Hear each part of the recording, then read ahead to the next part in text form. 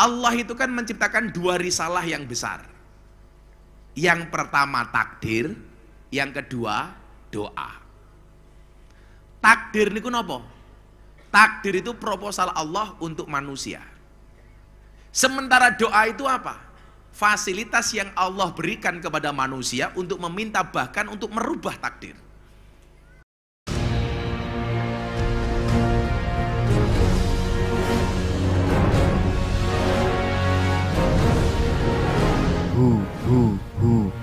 Allah. Sebagaimana Bapak Ibu mungkin lihat di YouTube, tanggal 11 Oktober kemarin Gus Miftah diundang oleh Presiden Jokowi di acara Investor Daily Summit 2022. Wis utek murah nyandak wi apa radong wi. Yang mau saya ceritakan bukan itu Bapak Ibu. Jadi hari ini dunia, tidak hanya Indonesia, terancam dengan isu resesi global. Lah jenengan ora usah mikir resesi global itu apa. Yang jelas tadi sore sama tamu-tamu yang datang tadi sore siapa? Ngacung. Nah, yang ikut foto-foto tadi sore siapa? Nah, jadi mereka sebenarnya kesini tidak untuk ikut ngaji dan hanya minta selfie saja sebenarnya. Ya. Oh iya lah kemayune. Ini dari Cilacap kayaknya tadi ya. Nah, itu Cilacap Bang. Dari Cilacap Bang. Masalah bong soal ngapakiyah gitu. Jadi kalau ngomong blekuduk. Kayak Banyu Umum ya. Nah, saya bilang begini. Resesi global itu hanya mengancam 3% dari orang di Indonesia, terutama mereka orang kaya dan orang kota. Lawang desa kaya awake dhewe niku rasa wedi. Karena nyuwun sewu, kayak kemarin COVID-19 yang justru punya daya tahan kuat itu orang-orang desa Bapak Ibu. Mungkin apa mboten? Bukan kok masalah kita sering terbiasa rekoso mboten. Tapi nyuwun sewu, kebanyakan orang desa itu mampu berdikari, berdiri di atas kaki sendiri. Sehingga hidupnya mandiri. Rata-rata wong desa itu dan itu punya sawah, punya ladang. Sehingga kebutuhan pokok harian bisa dipanen dari ladangnya sendiri. Makanya lah wong desa kaya awake dhewe penak kaya bunda niku nandur lombok, nandur bayem. Mila kadang-kadang bunda itu kalau abah lagi ngaji di luar kota, ambil video sedang di kebun cabe. Mbak panen cabe. Wah, saya jawab, masa ada petani secantik ini?" Iya. Ya padahal itu modus, enggak tulus sih modus itu. Ono kandang wedhus, jadi lah pondok mbeleh wedhus ya garek wedhuse dhewe. Jadi kita punya daya tahan yang kuat. Pengen mangan sayur, ya sayure dhewe. Pengen mangan sego, ya berase dhewe. Pengen mangan endok, ya endoke pitik goblok, endoke dhewe gitu.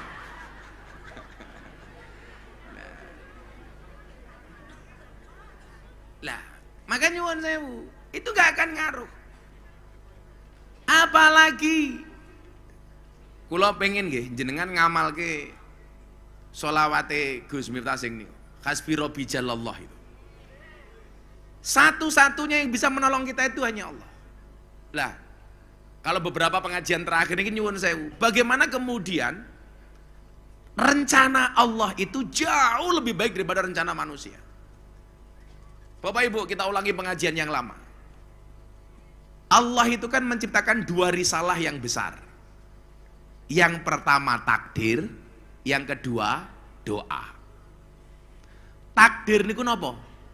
Takdir itu proposal Allah untuk manusia. Sementara doa itu apa? Fasilitas yang Allah berikan kepada manusia untuk meminta, bahkan untuk merubah takdir.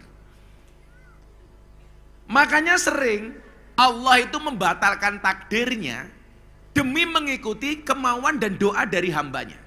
Makanya dalilnya nomor la yaruddul qada illa bidu'a. Takdir itu tidak bisa ditolak kecuali dengan doa.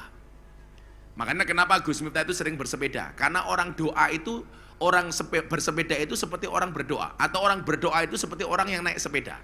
Cepat atau lambat pasti sampai tujuan. maka teruslah berdoa walaupun doa-doamu belum dikabulkan. Niku nyuwun sewu. Umpamane ketentuannya Allah. A. Kok jenengan jaluk, ya Allah kula jaluk B. Allah sering membatalkan A-nya demi mengikuti kemauan hambanya. Ketika menurut Allah itu baik. Maka nyuwun sewu. Yang beberapa pengajian terakhir saya ceritakan. Niki sing kong Gunung Kidul mesti rong krungu. Soalnya kula dereng ngaji teng Gunung Kidul. Wong Gunung Kidul lah nunggu pengajian Gus Miftah ngenteni pengajian gratisan. Nah, kalau ngundang nggak mungkin gitu. Apa? Oh pernah sekali ya. Wis lawas banget. Gue sangune murah dinyang. Nah, ada cerita menarik dan ada seorang laki-laki namanya Sulaiman. Saya baru senang cerita ini karena ini cerita nyata dan ini bagus banget. Bagaimana kemudian takdir Allah itu asik. Kalau bahasanya Gus Miftah apa? Allah itu maha asik. Tuhan itu maha asik. Sulaiman ini usianya 35 tahun. Kelasnya STMJ, sudah tua masih jomblo. Partainya Golkar, golongan Kasep Rabi.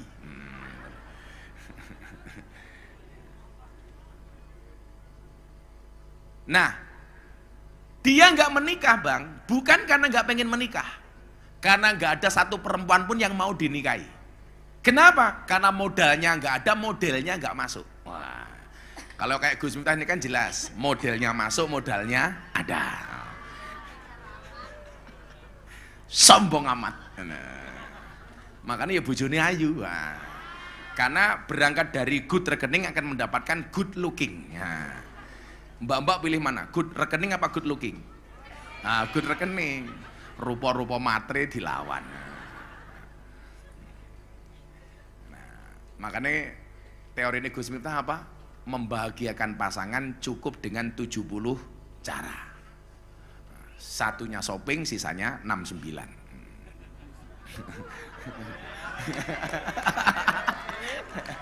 Sangel. Kalau gila ngantuk gini malah mutir rada apik. Kalau ngantuk era umum niki. Ya Allah, ya Allah. Loh, sing mbak-mbake takon 69 ki apa? Angka itu loh. Kalau Pak Kapolda angkanya bukan 69 tapi 86. Nah, ini yang belum balik rasa mikir, Dok.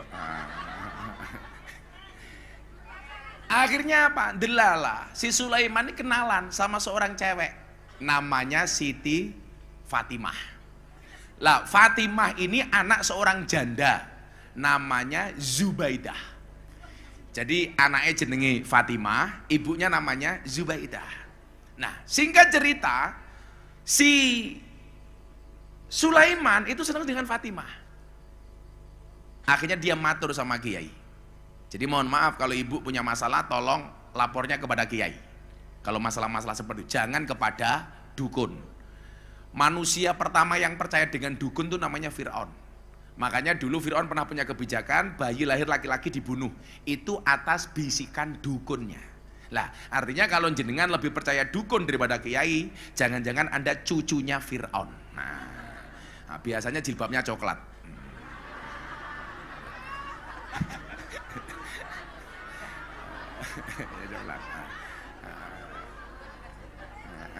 Loh, bunda ki ya coklat atau bunda ki wah? Ora, bunda pink.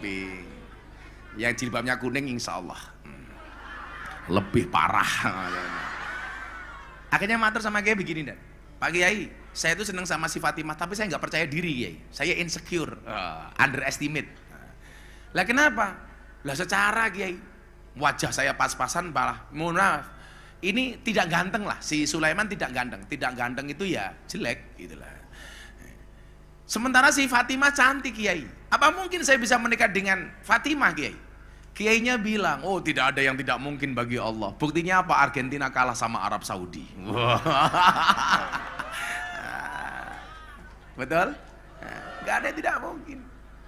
Harusnya kalau Argentina pengen menang lawan Arab Saudi gampang. Kulit bolanya terbuat dari babi. Ya, pasti nggak ditangkap sama kipernya. Haram, haram, najis. Maho. Lagian 3 gol Argentina dianulir oleh wasit gara-gara offset. Kenapa pemain Arab Saudi pinter membuat jebakan offset? Karena mengamalkan hadisnya Nabi, sawu sufufakum bisolah, rapatkan dan luruskan softnya di dalam sholat. Nah, akhirnya kena offset dia, dan karena Messi nggak pernah sholat gitu. Dan sesuatu yang baru itu kan selama ini dianggap apa Bu? Kalau nggak ada contoh dari Nabi namanya bid'ah, kata mereka orang-orang yang galak itu. Berarti kemenangan Arab Saudi atas Argentina adalah bid'ah. Tapi tetap yang paling hebat Indonesia Pak. Brazil pernah mengalahkan Jerman, Jerman pernah mengalahkan Italia, Italia pernah mengalahkan Brazil. Tapi baik Brazil, Jerman maupun Italia tidak pernah mengalahkan Indonesia. Wah, betul? Wah. Kenapa? Karena Indonesia tidak pernah bertanding melawan Brazil, Italia, dan Jerman. Makanya kita pertahankan prestasi ini dengan cara apa? Dengan cara tidak bertanding dengan mereka. Istiqomah. Istiqomah. Dulu saya punya cerita, dan ingat Piala Dunia tahun 2004. Kejadian Materazzi nyundul kejadian Zinedine Zidane nyundul dadanya Materazzi, pemain Italia. Playmaker Prancis nyodok dadanya center backnya Italia. Orang waktu itu mikir, bilang, itu kenapa kok Zidane berbuat sebodoh itu? Orang bilang, itu karena Zidane diprovokasi karena adiknya adalah seorang PSK. Ada yang bilang, Zidane diprovokasi katanya ibunya orang Aljazair adalah seorang teroris. Ternyata mboten.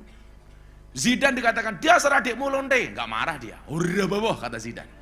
Terus dihina lagi, dasar ibumu teroris. Zidane nggak marah. Akhirnya Materazzi nggak kehilangan akal. Materazzi langsung bilang, dasar kamu Zidane, PSSI. Zidane marah, gitu. Sundul wetengnya itu. Jadi Zidane marah dibilang PSSI. Malu saya. PSSI goblok kok. Akhirnya apa yang terjadi? Matur sama Kiai, yaudah kamu sholat. Sholat apa Kiai? Sholat hajat sama sholat tahajud. Berapa lama Kiai? Sebulan saja. Sambil setiap minggu kamu nampak di rumahnya si Fatimah, memperkenalkan diri kamu baik-baik dengan Fatimah. Akhirnya setiap malam dia sholat Bu. Sholat, doa diangkat. Ya Allah, bila dia jodohku jadikan dia istriku ya Allah. Namun bila dia jodohnya orang lain, tetap jadikan jodohku ya Allah. Gitu kan. Pokoknya dipaksa. Besok lagi sholat, Allahu Akbar, ya Allah. Bila si Fatimah istriku ya Allah, jadikan dia istriku ya Allah. Namun bila dia bukan istriku, mbok tolong dicek lagi ya Allah. Pokoknya itu kena masa. Setelah sebulan, matur sama Kiai, Pak Kiai, saya sudah sholat sebulan, apa yang harus saya lakukan? Mas Sulaiman, kamu besok hari Jumat pagi datang ke rumahnya si Fatimah antara jam 6 sampai jam 7 pagi. Nah, itu adalah waktu mustajabah untuk menyatakan cinta. Iya, itu terdapat dalam kitab Mujarobat.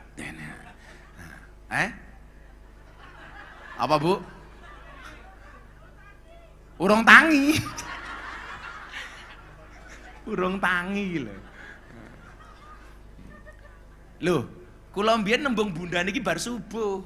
Takono bapak mertua kae, bar subuhan nang masjid langsung kula matur sama Pak Wasito. Pak Wasito kula badhe matur. Wah, gagah. Ya Bun ya. Napa Bu? Bukan reso turu, saya nggak bisa tidur. Bunda yang saya tembung masih tidur gitu loh.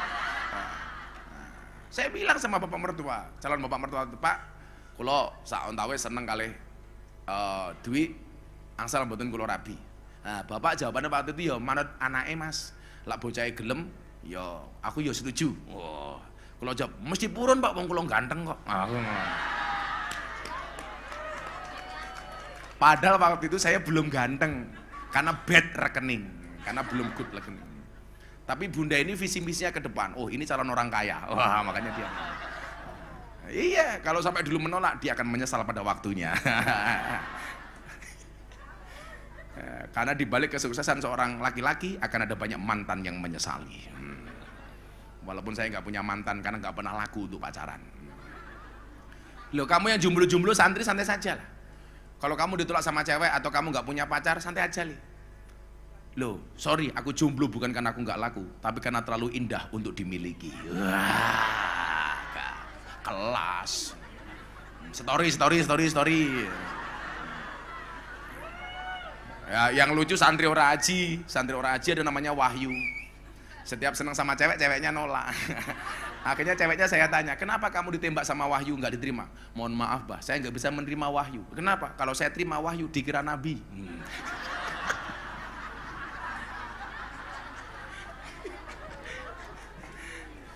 Wahyu so cute, ngono harusnya. Wahyu so cute. Ada lagi dulu kan bunda ini sering razia HP-nya santri dan kalau malam kan HP santri dikumpulkan. Itu kadang-kadang cowok-cowok laki-laki santri itu godain cewek, "Dek, mau nggak kamu jadi makmumku?" Nah, itu kan. Ceweknya jawab, "Sorry mas, aku udah sholat." Katanya.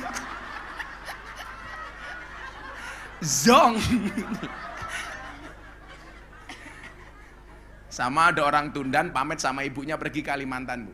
"Bu, saya mau kerja di Kalimantan, doakan ya Bu." Ibunya jawab. Nah, jadi begitu anaknya pergi ke Kalimantan, ternyata anaknya di Kalimantan tetap miskin dan gak dapat apa-apa. Ketika saya lihat ternyata salahnya ibu. Jadi begitu anaknya pamit sama ibunya, "Bu, saya mau berangkat kerja di Kalimantan, doain ya Bu." Ibu ndonga, "Yona tak dongake muga-muga ning Kalimantan ra ono apa-apa." Gitu loh. Akhirnya kere ning Kalimantan. Mergo ibunya bilang mudah-mudahan di Kalimantan gak ada apa-apa. Kan ibu hati-hati. Kayak saya kemarin ditanya sama jamaah, "Gus, awet resep muda tidak cepat tua nggak mati-mati gimana Gus?" Gampang, jadilah orang budek. Lu orang budek tuh nggak akan mati karena nggak pernah dengar ketika dipanggil oleh Allah yang Maha Kuasa. Budek kok orang. Akhirnya bener dan dia datang pagi hari jam 6 sampai jam 7, jangan terlalu pagi, jangan terlalu siang. Ketemu di rumahnya Fatimah yang nemui ibunya, namanya Zubaidah. "Loh Mas, tumben isu-isu mriki ada apa?" "Bu, saya itu sudah sebulan lebih seneng ngawasi anak ibu namanya Fatimah. Boleh nggak Bu, Fatimah saya jadikan istri saya Bu." Mendengar lamaran si Sulaiman, Bu Zubaidah ini nangis, kaget. Mikirnya si Sulaiman, ibunya terharu karena anaknya saya lamar.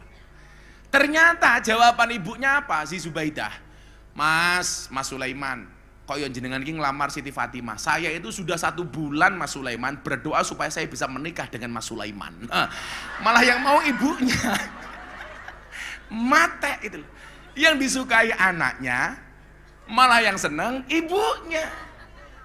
Langsung si Sulaiman batin, "Ya Allah, masa malaikat salah laporan ya Allah."